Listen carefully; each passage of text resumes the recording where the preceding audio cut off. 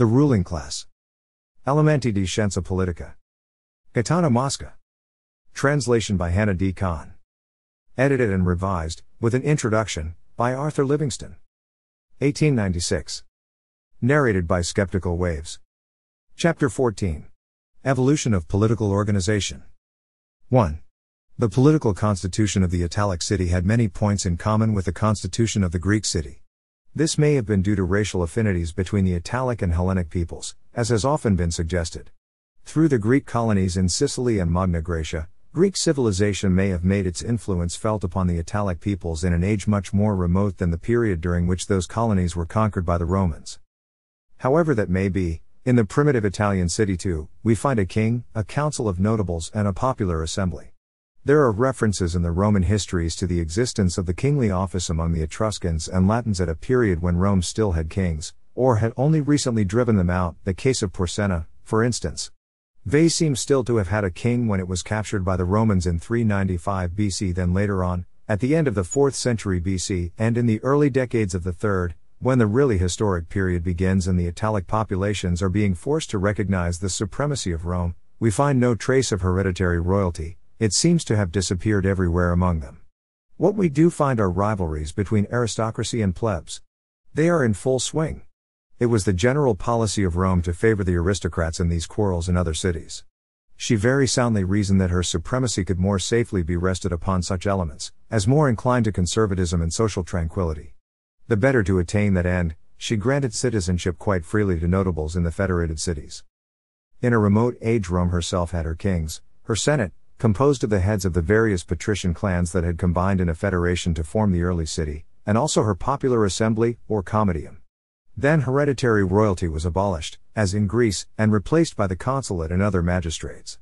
These were elective, temporary and almost always multiple, the same function being simultaneously entrusted to different persons.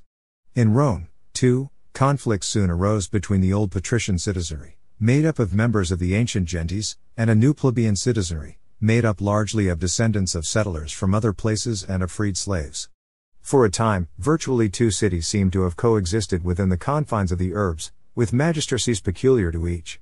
Then the two cities almost completely fused in an organization that closely resembled the Hellenic type which we have just considered. This Roman constitution, like the Greek, was designed to fit a city-state, but it was nevertheless distinguished by a number of profoundly original details. First among them, and the most fertile in practical consequences, was a broadening of the right of citizenship, its prerogatives being subdivided in such a way that, alongside of the full-fledged citizenship, there was a partial citizenship whereby a resident could enjoy some of the prerogatives of the citizen and little by little acquire the assimilation that was necessary if he were to become equal before the law with the members of the Roman city proper. The prerogatives of the full citizen, civis opimi juris, were the jus in meriti, the jus connubii, the jus suffragii and the jus honorum. The first bestowed enjoyment of all the private rights of the Roman citizen. The second allowed marriages with Roman citizens, male or female. The third gave the right to participate in the comitia, the fourth the right to hold public office. The first two rights were granted quite readily.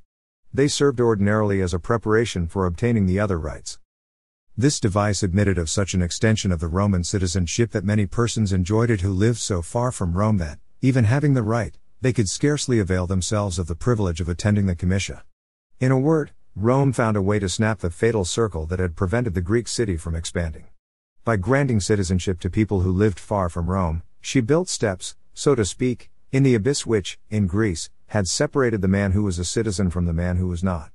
In that way Rome was able to have 292,000 citizens inscribed on her rolls by 265 BC, the year before the outbreak of the First Punic War, and despite the losses she suffered in that war she still had 240,000 citizens in 240, in the interval between the First and Second Punic Wars.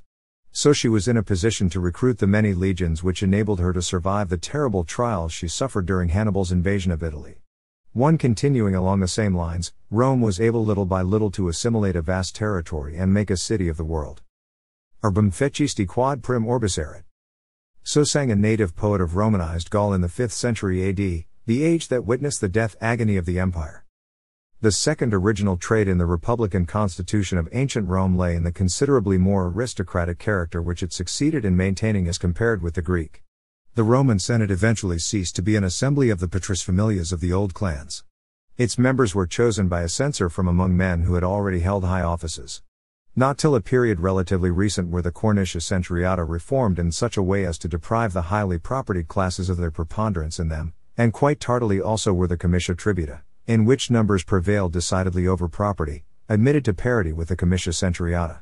A democratic reform of the Comitia Centuriata, in the direction of removing them from the control of the propertied classes, was carried out in the period between 241 and 218 BC, in other words between the end of the First Punic War and the beginning of the Second. Equalization between the plebiscites voted by the Comitia Tributa and the laws voted by the Comitia Centuriata is said to have been established by a certain Hortensian law of the year 286, but authorities reserve doubts on that point. For that matter, a good many uncertainties linger about Roman constitutional law, perhaps because we try to find in it the clean-cut delimitation of functions between the various organs of state to which we have become accustomed in modern constitutions. But however the Comitia were constituted, a law could not be passed by them except in the form in which the magistrates had proposed it and the Senate, with all its prestige, had ratified it.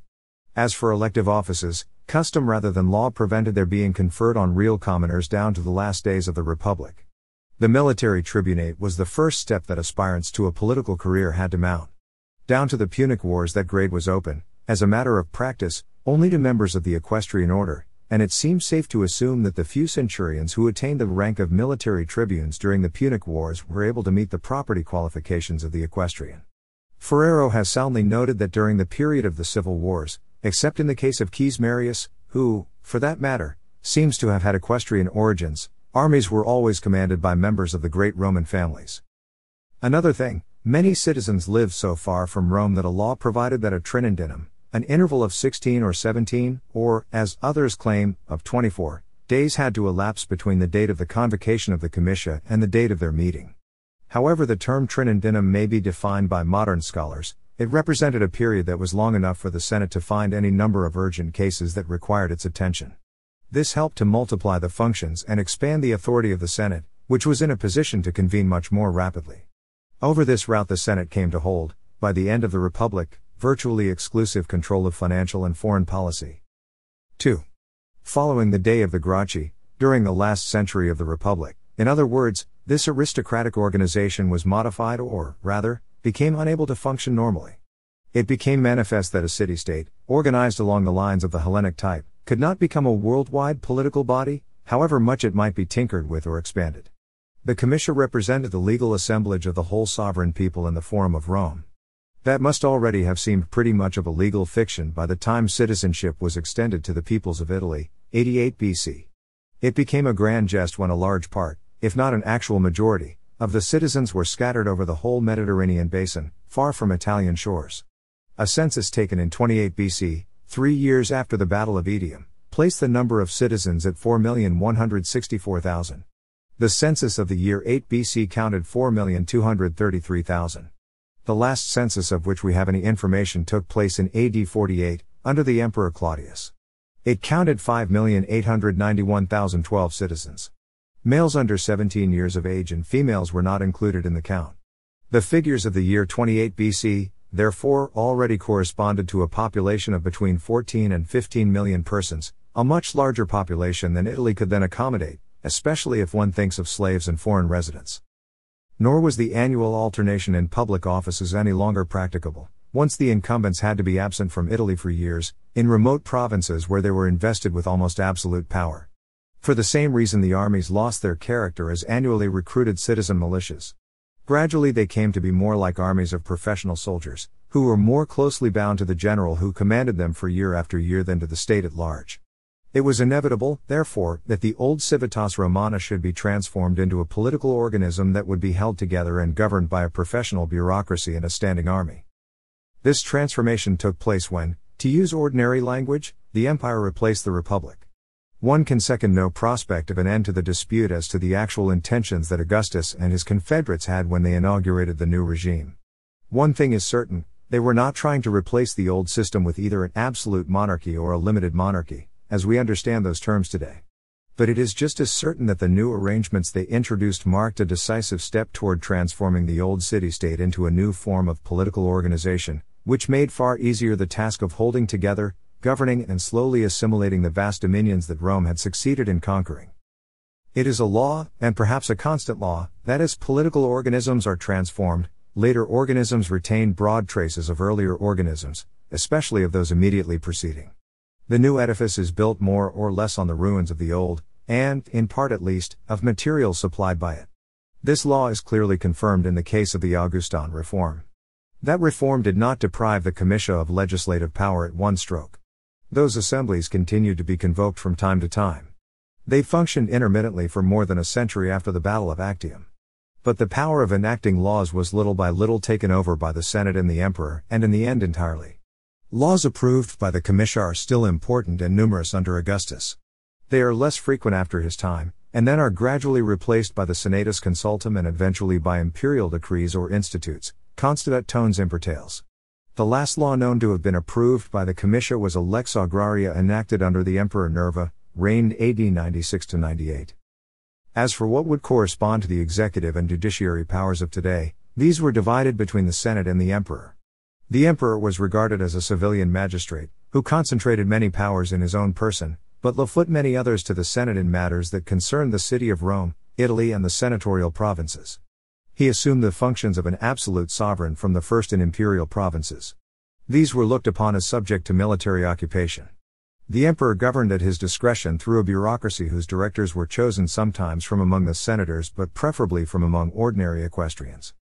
As always happens in the contacts and competitions that inevitably arise between the remnants of an old system and a new system that is better suited to the needs of an age, the offices that were filled by appointees of the Senate kept diminishing in number. In the end, few traces of them were left. In Rome itself, beginning with the first emperors of the Julian dynasty, much of the work done by the old honorary magistrates was taken over by new officials who were appointed by the emperor.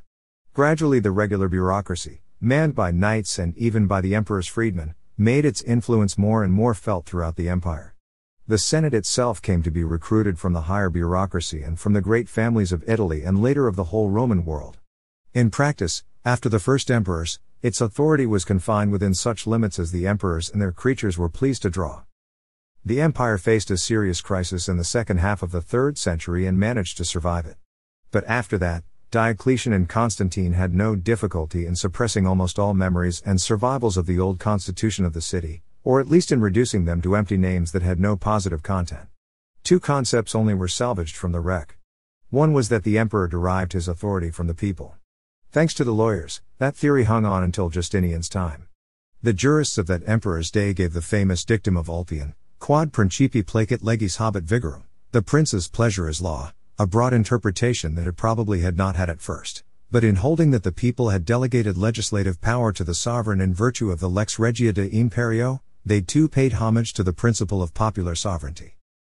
The other was that every magistrate had a sharply delimited sphere of jurisdiction and should, at least theoretically, exercise his authority in accord with the law.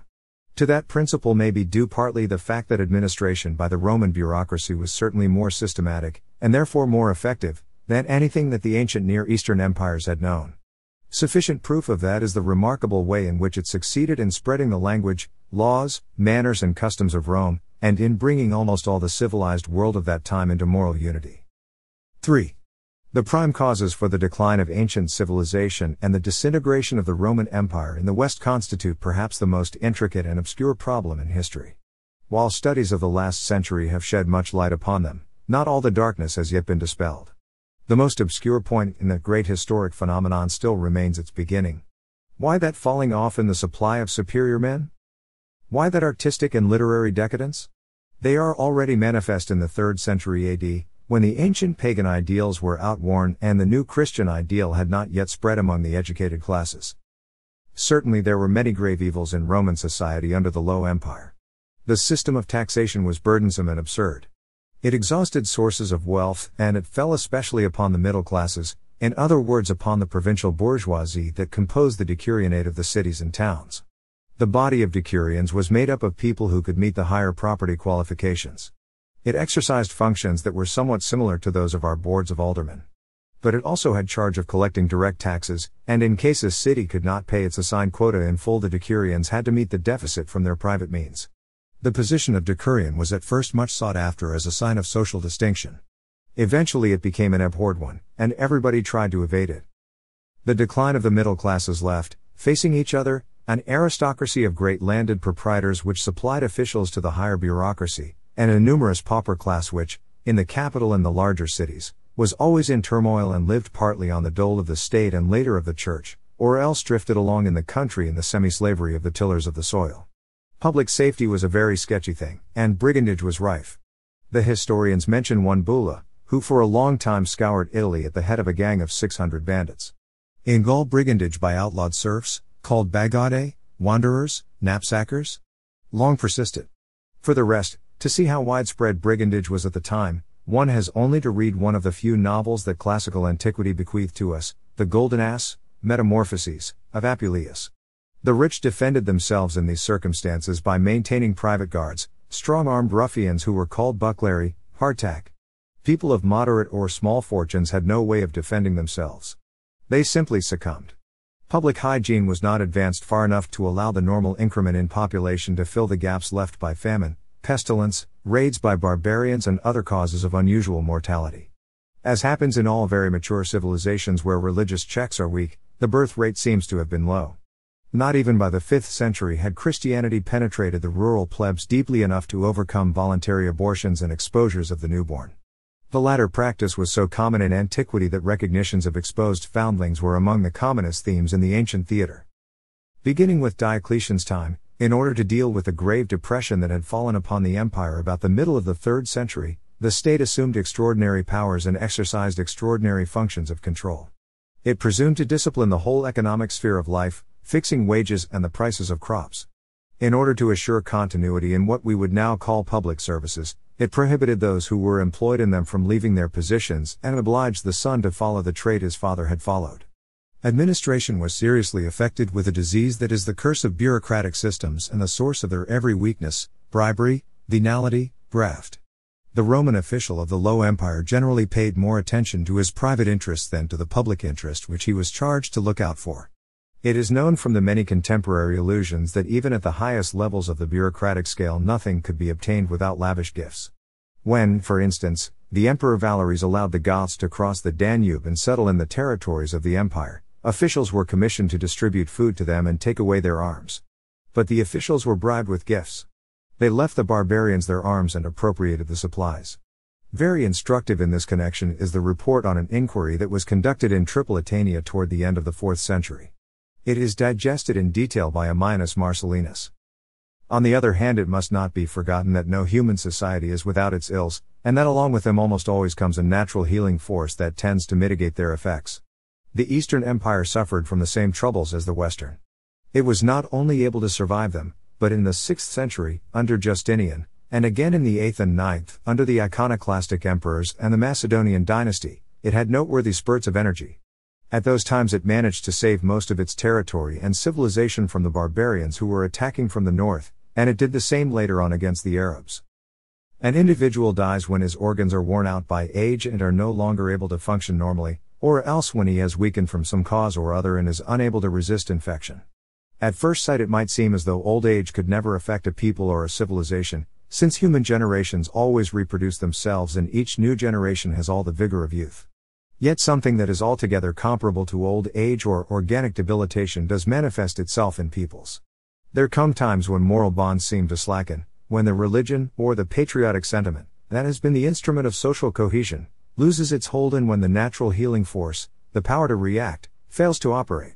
This is because the better elements in society are paralyzed, and they are paralyzed because they have turned their activity and their energies to purposes other than the things essential to the salvation of the state. The measure of this internal weakness is the relative insignificance of the external shock that produces the catastrophe. We see great peoples fall before onslaughts by peoples who were but recently their inferiors in armament, in knowledge and in discipline. The great intrusion of the Germanic peoples upon the Roman Empire was precipitated at the end of the 4th century by the impact of the Huns. The empire in the West was called upon to meet that shock at a critical moment, when the ideas and sentiments that had constituted the moral foundations of the old classical civilization had languished and a wave of mysticism was sweeping the empire, depriving the state of all its better elements, of almost all individuals who were distinguished by loftiness of character or mind, and giving them to the Church. The eastern part of the Roman world survived because, owing to its geographical position, perhaps, it had time to get past the critical moment and rally its forces. The western portion did not. It was almost wholly under the control of the barbarians by the middle of the 5th century. It is noteworthy that toward the end of the 4th century and in the first half of the 5th, while the Western Empire is crumbling, the Church glitters with a constellation of superior men: St. Ambrose, St. Jerome, St. Augustine, St. Paulinus of Nola, Paulus Orosius, Salvian of Marseille and others still. With the exception of Theodosius, and the unfortunate Maurian, one of the last emperors in the West, there is hardly a native Roman of any character or brains who devotes himself to the service of the state. Characteristic in this connection is an anecdote related by St. Augustine. A certain Pontianus was attending the emperor at the circus at Trier in Germany. He went for a walk with 3 other officers of the imperial retinue in the gardens near the walls. They chanced to enter a monastery and began to examine a manuscript of the life of St. Anthony as written by Athanasius, Archbishop of Alexandria. The reading had such an effect on them that they immediately resigned from the imperial service and entered the church. 4. After the barbarians had settled in all the old provinces of the Western Empire, the process of political and civil disintegration that had begun in the 3rd century AD went rapidly on. In the beginning, a number of the early barbarian rulers, especially the Ostrogoth Theodoric, seem to have made an effort to retain the personnel of the old Roman civil administration as far as possible, reserving the military defense of the country to the invaders. But the new regimes could hardly adapt themselves to the complicated bureaucratic machine of the Romans. The old system presupposed an administrative experience and a legal education that the conquerors did not have. The barbarian kings, besides, found themselves obliged to reward their followers with most of the lands of the conquered. That could not fail to upset the society of the time. The upper classes of Roman origin either adapted themselves to the life and ways of the barbarians, or else disappeared into the plebs. The redistribution of land meantime must have prepared the way for the development of the great landed proprietor into the local hereditary sovereign. There is another factor also. After growing somewhat accustomed to Roman civilization and institutions, the early invaders often were replaced by others, who were completely uncivilized. So the Goths were replaced by the Lombards. It is easy to understand, therefore, that after a century or two almost nothing of the old Roman state machine should have been left, and that the new regime should prove utterly incompetent in the long run to keep the structure of a great state sound and solid under a single government. The new system was modeled on the institutions, and founded on the sentiments, with which the Germanic tribes had been accustomed to govern in their native homes, in other words, on the reciprocal ties of personal loyalty that bound the high chief of the warrior band to his subordinates. The ruin of the great barbarian monarchy was arrested for 2 or 3 generations by the energetic Frankish dynasty of the Herestals, and especially by Charlemagne, a truly gifted sovereign, who tried to revive the Roman tradition of unity and centralization. But after Charlemagne's death, the process of disintegration went on with rapid acceleration under the pressure of new incursions by Hungarians, Mormons, and Saracens. By the 10th century, the independence of the local chiefs as regarded the central power was virtually complete, and the system that was later to be called feudal was functioning in the fact. Feudalism was not, and could not be, a reversion pure and simple to the situation that Rome had found in the Western world before she conquered it, a congeries of mutually hostile tribes and small peoples. Certain intellectual advances had been made, the adoption of a common language, for instance, and especially material improvements. Such things once acquired are never entirely lost, even when the political organization that has made them possible dissolves completely. A people that has grown accustomed to living in one territory, to an agriculture based upon private property, to a certain differentiation in social classes, does not lose those characteristic habits of mind entirely, even after a long period of anarchy. Some of the materials of which the feudal edifice was built were, moreover, mere developments and continuations of institutions of the Low Empire. We know, for instance, that serfdom, the chain that bound the populous class of agricultural laborers to the soil, goes back into the Roman period. In rural districts, therefore, the new regime merely transformed the villa of the old Roman proprietor into the fortified castle of the baron. Feudalism introduced a number of novelties. For one thing, the political supremacy of an exclusively warrior class. That left to the clergy the task of keeping such bits of culture as had survived the catastrophe of the ancient world alive. Another characteristic of the feudal system was the centralization of all administrative functions, and all social influence, in the local military leader, who at the same time was master of the land, the one instrument, virtually, for the production of wealth which still existed. Feudalism, finally, created a new type of sovereignty that was intermediate between the central, coordinating organ of the state and the individual. Once their position had become hereditary, the more important local leaders bound lesser leaders to themselves by subgrants of land, and these lesser chiefs were tied by oaths of feudal homage and fidelity to the man who made the grant. They, therefore, had no direct relations with the head of the feudal confederation as a whole, the king. In fact, they felt obliged to fight the king if the leader to whom they were directly bound was at war with him. This, certainly, was the main cause of the long resistance which the feudal system offered to the continuous efforts of the central power to destroy it. 5. Bryce wrote that the two great ideas which expiring antiquity bequeathed to the ages that followed were of a world monarchy and a world religion. In fact, down to the 14th century, the memory of the old unity of all civilized and Christian peoples, guided in religious matters by the Roman pontiff, who little by little gained recognition as supreme hierarch of the universal church, and in temporal matters by the successor of the ancient Roman emperor, lingered alive and vigorous in the intellectual classes, the clergy and the doctors of the law. Unless such memories had been very much alive, we should be at a loss to explain the attempt to restore the empire that took place under Charlemagne and Pope Leo III in the year 800, or another somewhat more successful attempt that was made by Otto I of Saxony in 962. A name and an idea may exercise a great moral influence, but they are not enough to restore a centralized, coordinated political system once that system has fallen to pieces. In order to effect such a restoration, they have to have a material organization at their disposal, and in order to have such an organization the agencies required for establishing it must be available. Such agencies Charlemagne's successors and the Germanic emperors lacked. They had neither a sound financial organization nor a regular bureaucracy nor, finally, a standing army that was capable of enforcing obedience to imperial edicts. In Charlemagne's day, the old Germanic bands still furnished a fairly well-disciplined militia for the Frankish armies, and the local lords were not yet omnipotent. For the same reason the emperors of the House of Saxony, and the first two emperors of the House of Franconia, could count on the cooperation of the German military class, which was not yet solidly grouped about a few leaders.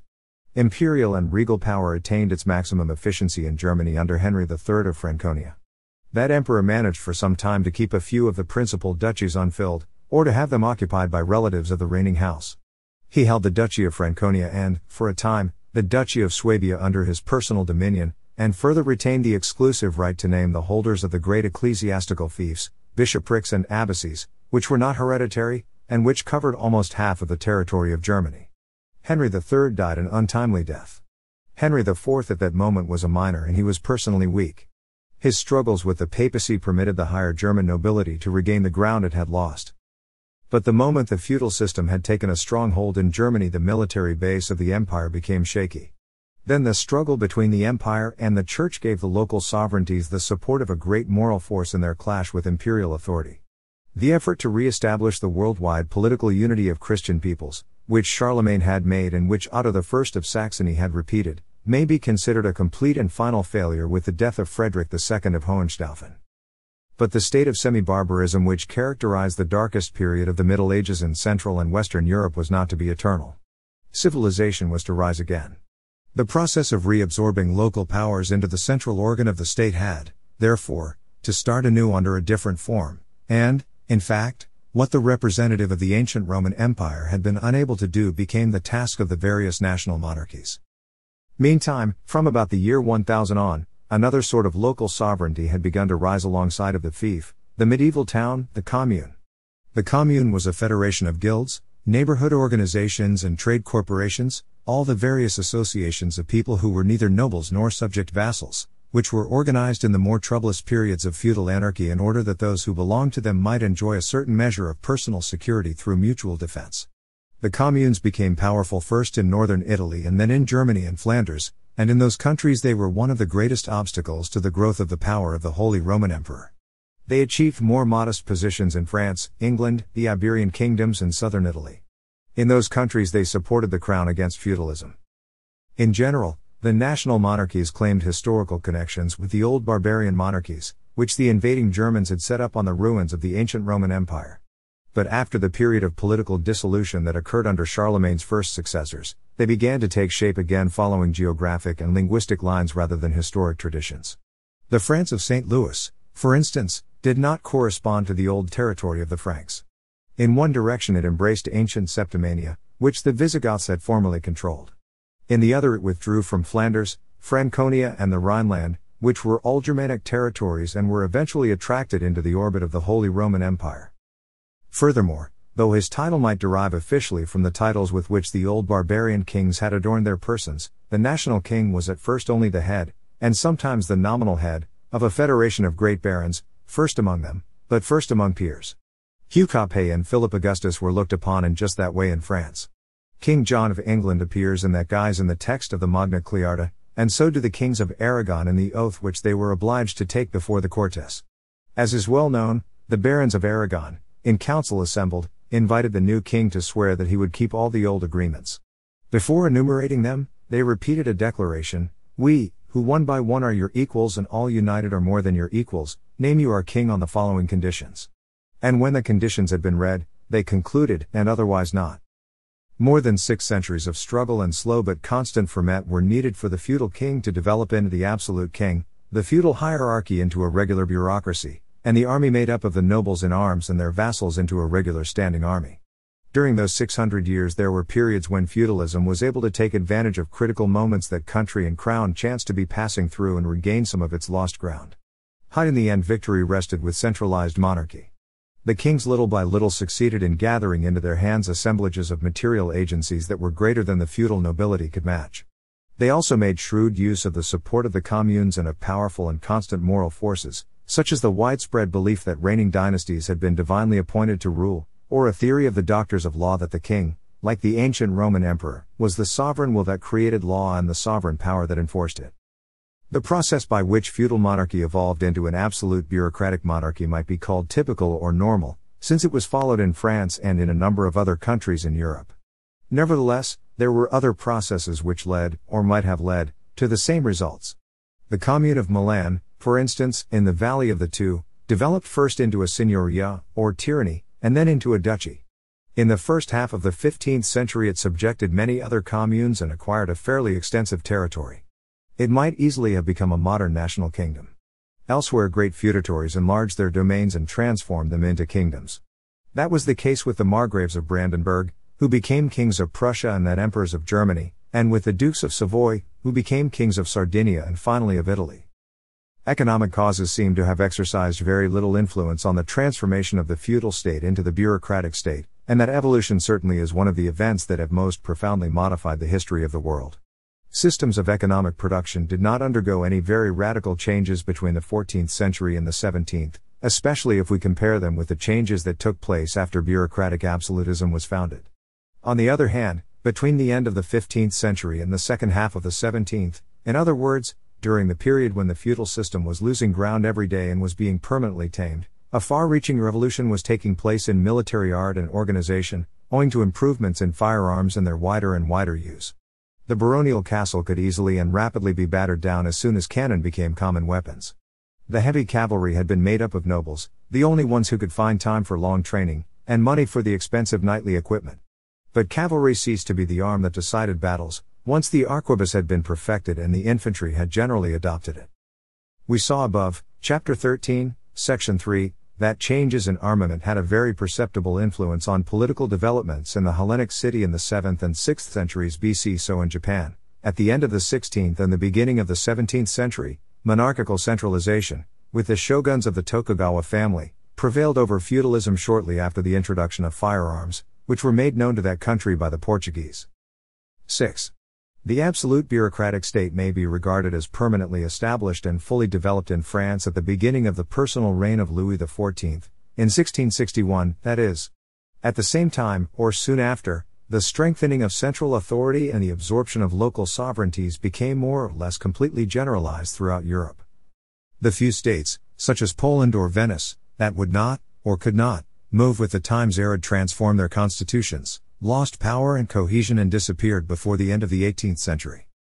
Thus the origins of absolute monarchy are relatively recent. Inside it, and under its wing, new ruling forces, new intellectual, moral and economic conditions, rapidly grew up, so that in less than a century and a half its transformation into the modern representative state became inevitable. The rapidity of that evolution strikes us as one of the most interesting phenomena in history. The most important factor in the transformation was the rapid growth of a new social class, which arose and asserted its power in between the common people and the descendants of the old feudal aristocracy. The bourgeoisie, in the broad sense of the term, comprises the numerous class of people who find employment in the liberal professions, in commerce and in industry, and who combine moderate means with a technical and often a scientific education that is far superior to that of other social classes. It came into being in Europe during the 18th century. To be sure, even before that time the ranks of the aristocracy had not been impenetrable. A great lawyer might sometimes hope to gain admittance to it. In some of the large commercial cities, powerful families of manufacturers and bankers ended by mingling with the old feudal nobility or supplanting it outright. But down to the beginning of the 18th century no real middle class had existed. The modest artisan class could hardly be regarded as such. In economic and intellectual status the artisan did not differ very greatly from the man of the lowest classes. If the elements that were best fitted to form a new social stratum were able to detach themselves from the lower classes of the population, they owe that success to the absolutist system, which guaranteed public order and relative peace and pried the nobility loose from its grip on landed property. Loss of ancient sovereign rights, and the necessity of keeping close to the courts in order to intrigue for lucrative positions, induced many noble families to leave their estates and settle in the capitals. Absence from their lands, as almost always happens, made it necessary for them in the end to rent parts of their rural properties, or even to sell them outright.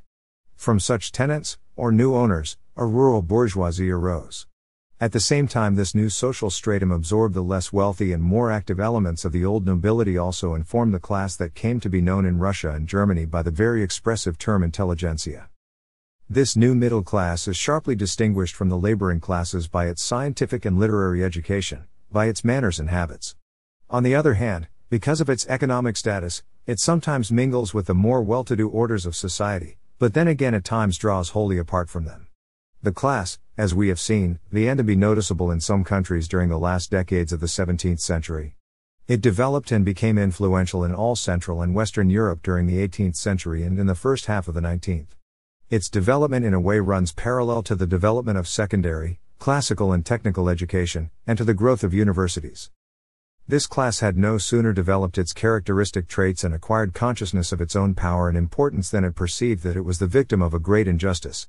It discovered that there were privileges which the nobility had retained in all absolutist countries, but more especially in France.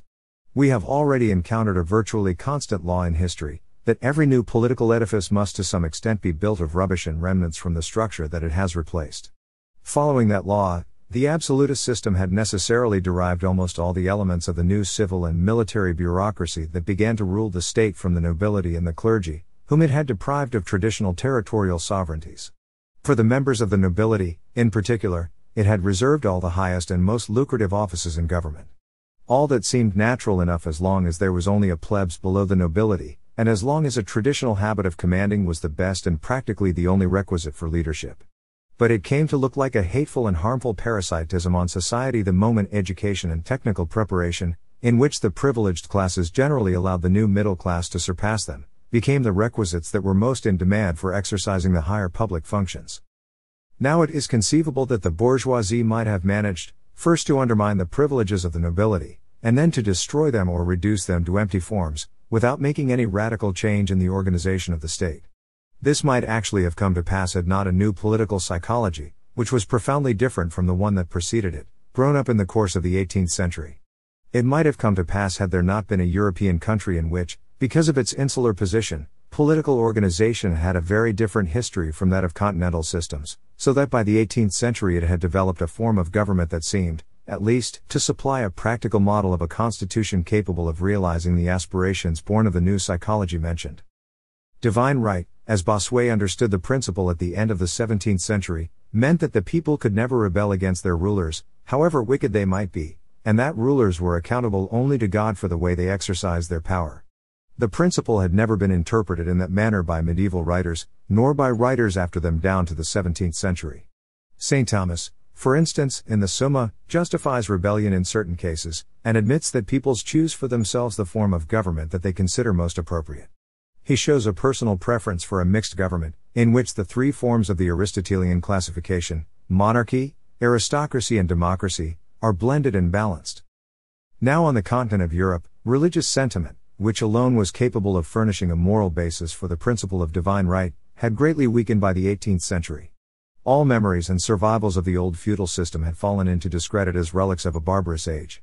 All sovereignties intermediate between the state and the individual had been destroyed. In those circumstances, 18th century minds fed more avidly than ever on the classical political doctrines of Greece and Rome. The old concepts of liberty, equality and popular sovereignty, which classical writers had formulated with the model of the ancient Greek and Roman city before their eyes, came back into greater honor than ever. During the Renaissance, a general reshaping of the mental mold of Europe had come about in literary and artistic fields through the study of classical models. A similar reshaping came about 3 centuries later in the political field under the influence of the same models. This revolution in political thinking occurred before the development of historical science had enabled people in Europe clearly to perceive how greatly the constitutions of the city-states, on which the political ideas of Greek and Roman antiquity had been based, differed from anything in the modern world. Apart from this new psychology, apart from this new vision of political life that had so profoundly penetrated the consciousness of the intellectual classes of the 18th century, one would be at a loss to explain the rapid success of the social contract of Rousseau. In that book, the Genevan philosopher started with the hypothesis of a state of nature, which men had abandoned as the result of a compact in which the moral and legal foundations of political association had been laid down. That hypothesis too had already come to form a part of the intellectual baggage of the 18th century. He went on to reach the conclusion that the only compact, or agreement, that was legitimate was one which made the law the expression of the will of the numerical majority among the associated citizens, and which entrusted the execution of the law to those who had received the mandate to execute it from that same majority for a specified length of time. This concept, as is apparent, corresponded exactly to the concept of classical democracy, with the sole difference that the ancients never admitted the bulk of their manual laborers into the management of the state. Their slaves were always barred from voting and from public office, and they were not allowed to bear arms. But, in the 18th century, bureaucratic absolutism had prepared the ground for the application of these new democratic theories in one respect only: it had destroyed, or reduced to empty forms, every sovereignty that lay intermediate between the supreme power and the individual citizen. This made it possible and plausible to conceive of popular sovereignty as the sovereignty of the numerical majority, pure and simple, of the people who belonged to a country. That had not at all been the medieval view, which as a matter of fact hung on through the 16th century and into the first decades of the 17th. The Middle Ages had conceived of popular sovereignty as the expression of the will of the hereditary and natural leaders of the people, such as the feudal lords, or the representatives of the communes and corporations. The political writers of the Middle Ages and even of the 16th and early 17th century merely adapted the concept of popular sovereignty, which they had inherited from classical antiquity, to conditions in the societies in which they were living. When St. Thomas, Marsilius of Padua, Hubert Langet, Buchanan, Johannes Althusius, speak of the people, they think of it always as legitimately represented by its natural leaders, the barons and the heads of corporations and communes, whom they variously designate as selecti, ephori, and so on. The idea that each separate individual should have an equal share in the exercise of sovereignty could have arisen only after bureaucratic absolutism had broken up the old groups and destroyed all sovereign powers intermediate between the state and the individual. In all other respects, with its complex and centralized bureaucratic organization, with its standing army, with its authoritarian traditions, the absolutist system was poorly adapted to develop in such a way as to make possible any practical application of democratic principles that had been worked out on the model of the Greek and Latin city-state. But there stood England. By the 18th century, that country had already adopted a political system which did offer a practical model. The Constitution of England seemed to demonstrate that the constitution of the absolute state could be worked over into something that was fairly consistent with the ideas that had been inherited from classical antiquity and, more important still, with the desire of the bourgeoisie to participate extensively in sovereign powers. Had that not been the case, one may doubt whether any adaptation whatever would have been possible, and whether the history of continental Europe in the 18th and 19th centuries would not have been different from the history that the 3 or 4 generations preceding ours were to witness. 7. Political institutions had had an original development in England, especially from the beginning of the 17th century. That development differed in substantial respects from anything that had taken place on the continent. The feudal system had been transplanted to England by the Norman conquest, but from the very outset it showed, beyond the Channel, a number of distinctive characteristics. In the early days the conquering Normans had been, as it were, encamped in an enemy territory. They had therefore been obliged to gather in closer and better disciplined union around the king than the ruling class on the continent had ever done. Within a century and a half, more or less, the conquerors and the conquered had fused, and the high nobility had forcibly wrested Magna Carta from the king, a real two-sided agreement between the king and the baron, in which the reciprocal rights and duties of each were established. In that way one of the usual feudal organizations was arrived at, which, as it came gradually to develop, came more and more to limit the powers of the Crown as against the powers of Parliament. And in Parliament, side by side with the upper house, the House of Lords, and almost as an appendage to it, a lower house of representatives of the small county nobilities and of the municipalities soon rose, and its members were the allies and tools of the lords and the high nobility rather than of the kings. In the second half of the 15th century the monarchs on the continent were still struggling fiercely with their great vassals. In England a long civil war, called the Wars of the Roses, split the great lords into two bitterly hostile parties, which exterminated each other. When domestic peace was restored in 1485 with the advent of the Tudor dynasty, the Crown found before it a higher house that was made up almost exclusively of upstarts, who had recently been elevated by the Crown itself to the dignity of the peerage and had neither the material resources nor the prestige of the old barons. Meantime, no urban or rural bourgeoisie had as yet emerged in England, and the House of Commons remained a docile body that had very scant influence. For these reasons one may say that the English Crown attained the peak of its power in the 16th century. Giovanni Boccaro rightly observes in his Relazioni Universalis published toward the end of that period, that the kings of England continued to convoke Parliament regularly, but that their powers were in practice no less extensive than the powers of the kings of France, where the States General were being convoked more and more rarely, if not falling into desuetude. These world reports of Bottero are a treatise on physical and political geography. The book is acute and marvelously well informed for the age in which it was written. Bottero evidently drew his notes on the various countries from trustworthy sources and had an eye for distinguishing important from unimportant facts. He states, for instance, that the great English barons, unlike the French, had already lost all political significance. They had ceased to exercise local jurisdictions and no longer had fortified castles. For that matter, the predominance of court and crown in England in the 16th century is generally recognized, and one indication of it is the fact that the religious changes that took place during that era in England were carried out on the initiative of Tudor monarchs, two of them queens, Mary and Elizabeth.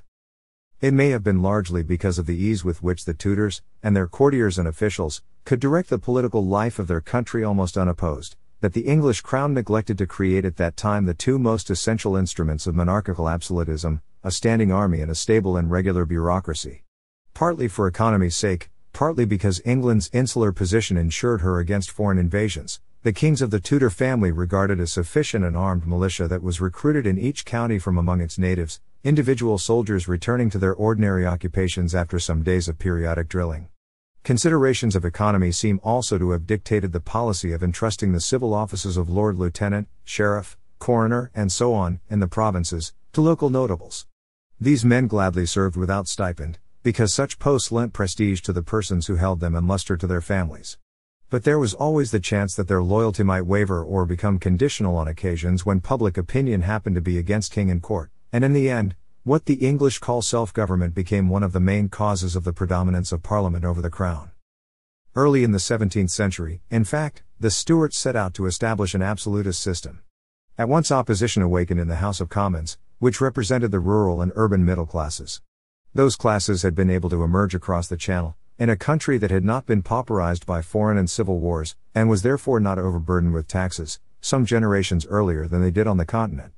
For religious reasons, among others, they had grown hostile to the authority of the Crown. In the face of this opposition the English sovereigns found themselves without the material agencies that had given royalty the victory over feudalism on the continent. Charles I could meet the revolting militia in the cities only with the rural militia, led by the Cavaliers. He lost the war because of his personal lack of resoluteness and because he met an antagonist of genius in Oliver Cromwell, who was the first to succeed in establishing a real standing army in England.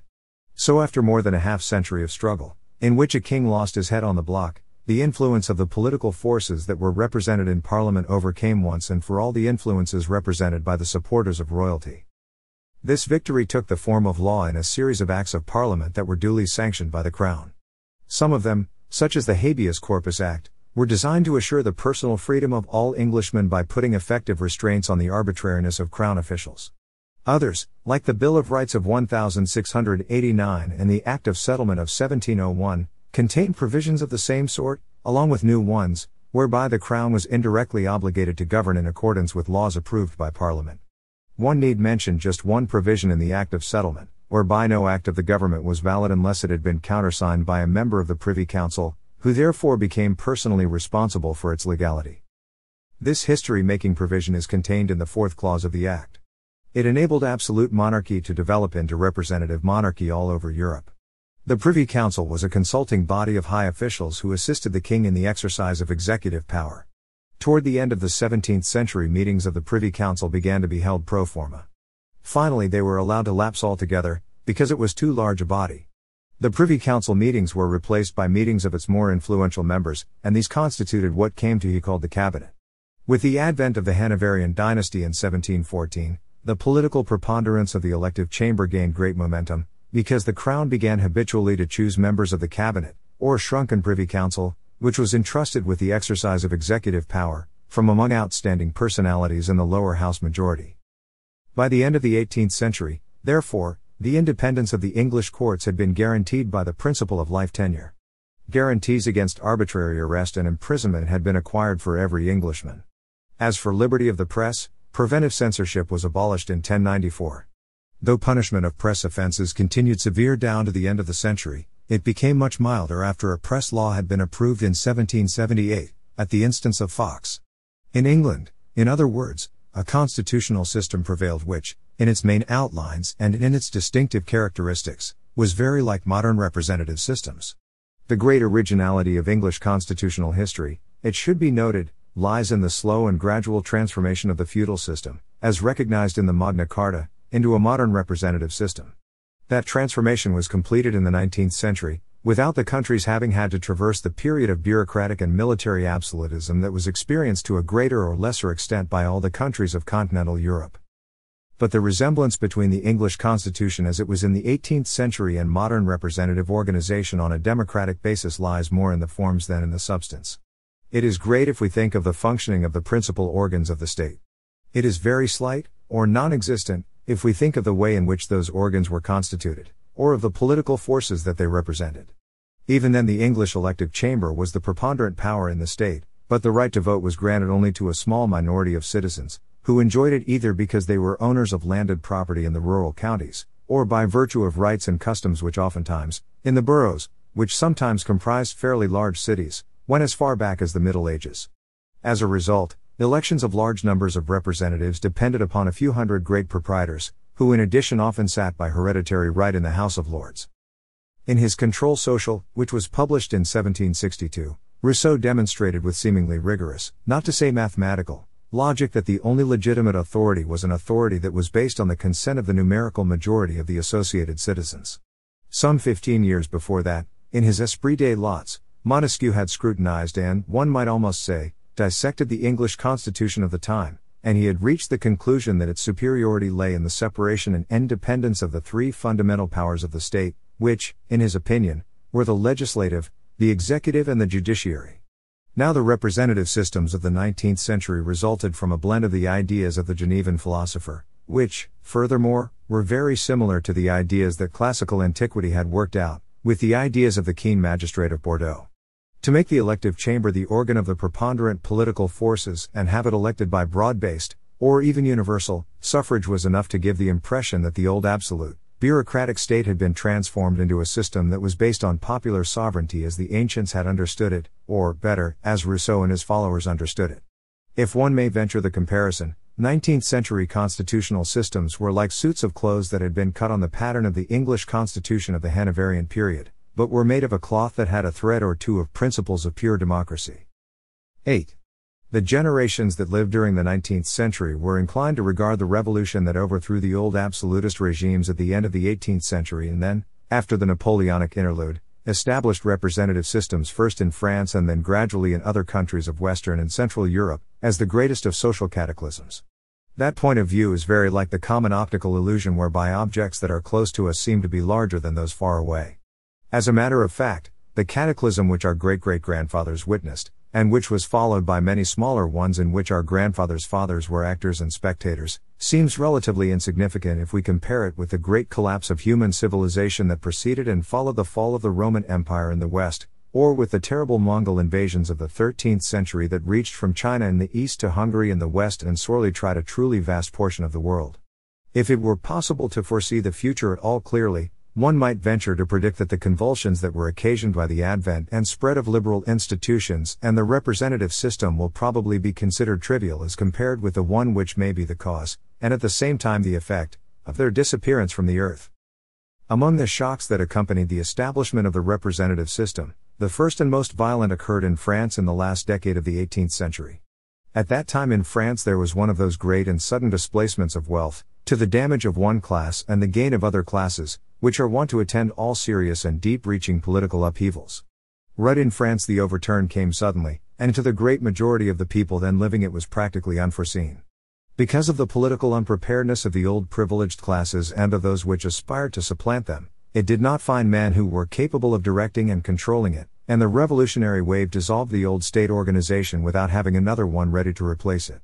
Later on Napoleon was obliged to reconstruct virtually the whole state by utilizing the elements that were best adapted to the task, and he found that they were not lacking either in the old privileged classes or in the middle class that had made the revolution.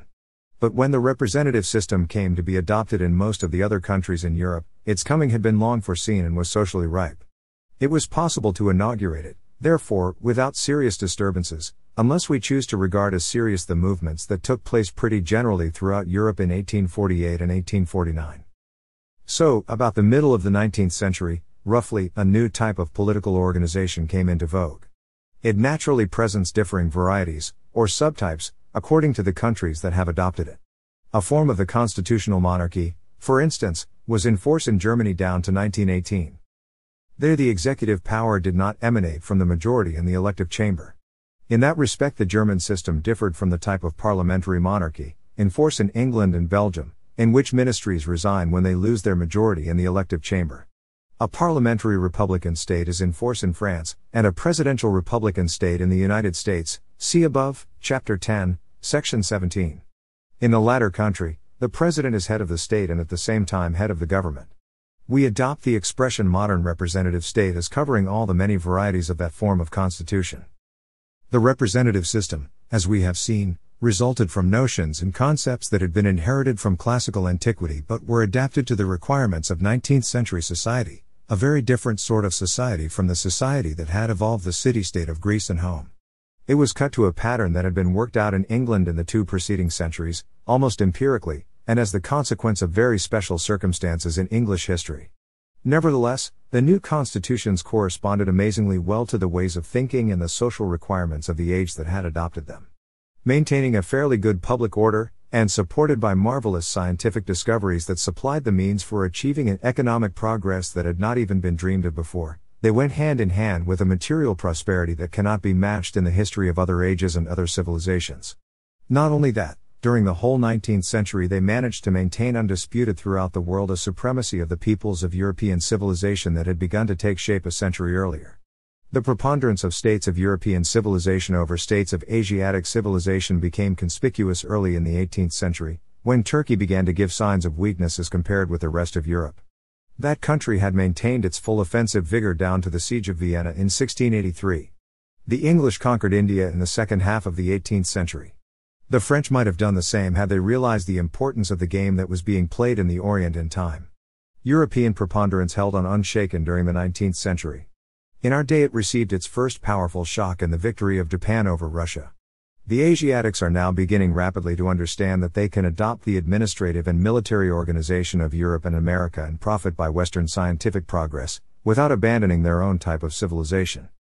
Now, there has been, as there could not help being, a profound and irremediable discrepancy between the theoretical assumptions of the new political system and its functioning in practice. In spite of the gradual adoption of universal suffrage, actual power remained partly in the hands of the wealthiest classes, and in larger part still, especially in so-called democratic countries, in the hands of the middle classes. Those classes have always had the upper hand in the controlling cliques of political parties and in electioneering committees, and they have supplied in large part the reporting and editorial staffs of the daily press, the personnel of the bureaucracies and army officers. All the same, for the very reason that a combination of bureaucratic and elective elements is inherent in the nature of the representative system, it has been possible, under that system, to utilize almost all human values in the political and administrative departments of government, and the door has been left open to all elements in the governed classes to make their way into ruling classes. Specialization in the various political functions and cooperation and reciprocal control between bureaucratic and elective elements are two of the outstanding characteristics of the modern representative state. These traits make it possible to regard that state as the most complex and delicate type of political organization that has so far been seen in world history. From that point of view, and from others as well, it may also be claimed that there is an almost perfect harmony between the present political system and the level of civilization that has been attained in the century that saw it come into being and grow to maturity. That civilization may perhaps have shown itself inferior to some of its predecessors as regards the finer perfections of artistic and literary forms, as regards depth of philosophical thought and religious sentiment, as regards appreciation of the importance of certain great moral problems. But it has shown itself far superior to all others in its wise organization of economic and scientific production and in its exact knowledge and shrewd exploitation of the forces of nature. There can be no question that the political system now prevailing has won over the spontaneous energies and wills of individual human beings the same victory which the complex of institutions, instruments, knowledge and aptitudes that form the culture and the strength of our generations has won over the forces of nature.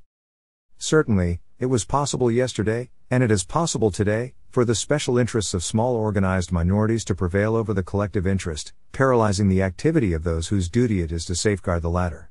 But we must realize that the state machine has grown so powerful and become so perfected that never before in Europe or in the world has such a mass of economic resources and individual activities been seen to converge upon the attainment of collective purposes. The World War has recently supplied a terrible but irrefutable proof of that.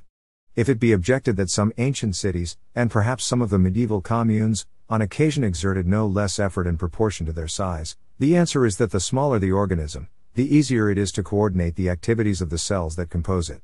Athens, Sparta and certain medieval communes that were large for their day had territories and populations 100th the size of the average modern state. Rome only, at the time of her Punic Wars, and again during the first 2 centuries of the empire, when she was successfully extending her language and civilization over all of Western Europe, obtained results which are comparable in magnitude to the results that the political organizations of our day obtain, or which in some respects may be of greater magnitude. But every human organism, whether individual or social, the modern representative state included, bears within itself the germs which, if they ripen, may bring on its decline and destruction. Let us mention here just a few such germs of decay, the main ones, that is, which already can be clearly seen at work. Apparent at this moment in many countries in Europe is a considerable economic decline of the middle class, the prosperity of which made the advent of the representative system possible. If the economic decline of that class should continue for a whole generation, an intellectual decline in all our countries would inevitably follow. According to Aristotle, a certain distribution of moderate property ownership was an indispensable requisite for the proper functioning of the Greek city. So the existence of a moderately well-to-do middle class is necessary today for the normal livelihood of the modern representative system. So true is this that in countries and regions where such a class is not very well developed, or is without the requisites for maintaining its prestige and influence, the modern representative system has yielded its worst results. If the decline in question should be accelerated, or merely continue, the forms of our present organization might be observed for some time still, but really we would have either a plutocratic dictatorship, or else a bureaucratico-military dictatorship, or else a demagogic dictatorship by a few experts in mob leadership, who would know the arts of wheedling the masses and of satisfying their envies and their predatory instincts in every possible way, to the certain damage of the general interest. Worse still, there might be a combination of 2 of these dictatorships, or indeed of all 3. It is interesting to note that this danger was clearly perceived by Rousseau. Taking the term in its strictest sense, he wrote, "There has never been a real democracy and there never will be. It is against the natural order that the great number should rule and the small number be ruled." This danger would seem to be all the greater in that it is linked with another, which is a logical consequence of the system of ideas that has supplied the moral and intellectual basis for the representative system. We allude here to the frame of mind, so widely prevalent hitherto, that has made the introduction of universal suffrage almost inevitable. During the first decades of representative government, the bourgeoisie was disposed to compromise with the dogma of popular sovereignty on which the representative system had been founded, and adopted varieties of restricted suffrage almost everywhere. But later on, swayed more by force of logic than by any upthrust that came from the lower strata of society, and constrained especially by the necessity of seeming to be consistent with the principles which it had proclaimed and in the name of which it had fought and overthrown absolutism, the bourgeoisie adopted universal suffrage. Universal suffrage came first in the United States, then in France, in 1848, and after that in all other countries that were governed by representative systems. Now never have the many, especially if they were poor and ignorant, ruled the few, especially if they were fairly rich and intelligent. The so-called dictatorship of the proletariat, therefore, could never be anything more than the dictatorship of a very restricted class exercised in the name of the proletariat. Perhaps some perception of that truth may have penetrated more or less clearly into the consciousness, or subconsciousness, of the ruling classes and inclined them to accept universal suffrage without very much resistance. But once everybody has acquired the right to vote, it is inevitable that a clique should detach itself from the middle classes and, in the race to reach the better posts, try to seek leverage in the instincts and appetites of the more populous classes, telling them that political equality means almost nothing unless it goes hand in hand with economic equality, and that the former may very well serve as an instrument for obtaining the latter. That has come about and is still coming about all the more easily, in that the bourgeoisie has been, in a sense, the prisoner not only of its democratic principles but also of its liberal principles. Liberalism takes it to be an axiomatic truth that every belief, every opinion, has the right to be preached and propagated without hindrance. Certainly liberalism and democracy are not the same thing, but they have a certain common foundation in an intellectual and emotional current which started in the 18th century on the basis of an optimistic conception of human nature or, rather, of the sentiments and ideas that ought to prevail in associations of human beings. Just as democracy, therefore, has to admit that the best government is the government that emanates from the consent of the numerical majority of citizens, so liberalism has to believe that the good sense of the people is enough to distinguish truth from error and to treat harmful or antisocial ideas as they deserve.